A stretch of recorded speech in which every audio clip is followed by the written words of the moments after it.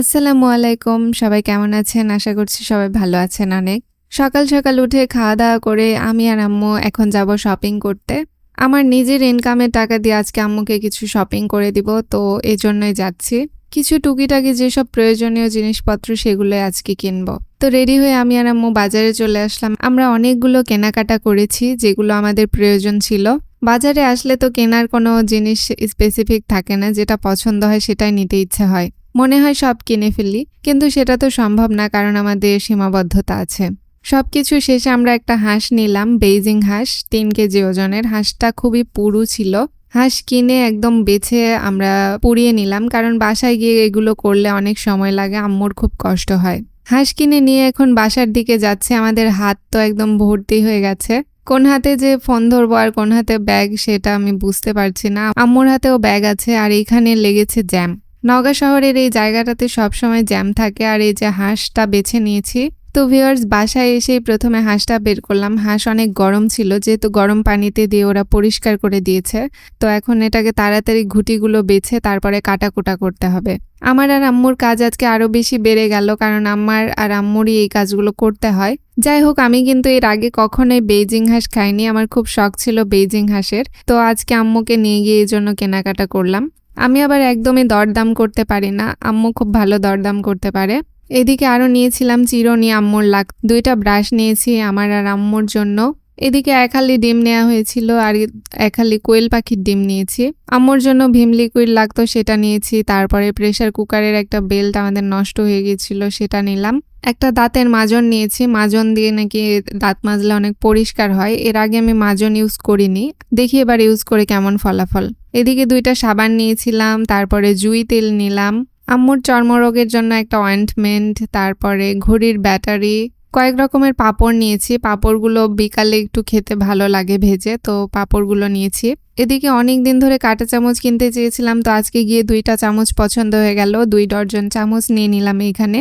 আসলে দেখেন, বাজার করার শেষ নেই, টুকিটাকি কত কি প্রয়োজন হয় কিন্তু মনেই থাকে না।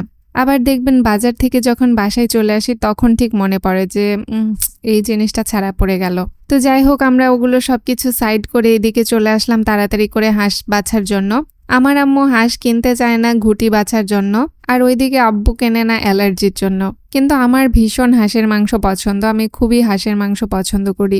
ইউটিউবে অনেকবার দেখেছিলাম বেইজিং হাঁসের মাংস অনেক ভালো, নাকি সুস্বাদু, আবার অনেক তেল থাকে হাঁসটাতে। তো আমার অনেক দিন থেকে খাওয়ার শখ ছিল, বাট অ্যালার্জির জন্য কেনার সাহস করি না। এবার একটু সাহস করে কিনেই ফেললাম।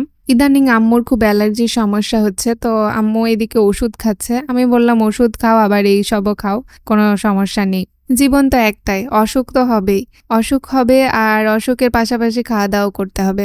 মাশাআল্লাহ, হাঁসটাতে এত সুন্দর তেল ছিল, 1 পরল করে তেল 1 পরল করে মাংস। এইরকম তৈলাক্ত হাঁস খুব কমই দেখা যায়। বাইরে থেকে পরিষ্কার করে আনার জন্য হাঁসটাতে একদমই ঘুটি টুটি ছিল না, খুবই পাকা একটা হাঁস।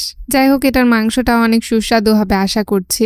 আজকে বাজারে গিয়ে চোখে পড়লো যে মুরগির দাম খুব কম, তো আজকে মুরগিটা কেনা হলো না, কেননা অনেক বেলা হয়ে গেছে। এখন মুরগি আনলে আর একটা সমস্যা হতো।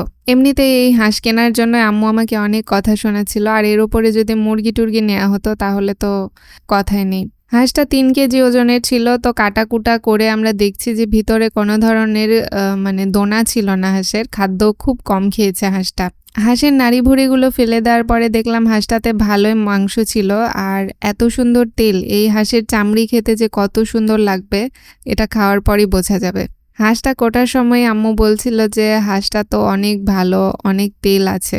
তো দেখি এবার মাংস খেয়ে তারপরে এই হাঁসটা আবার নিব।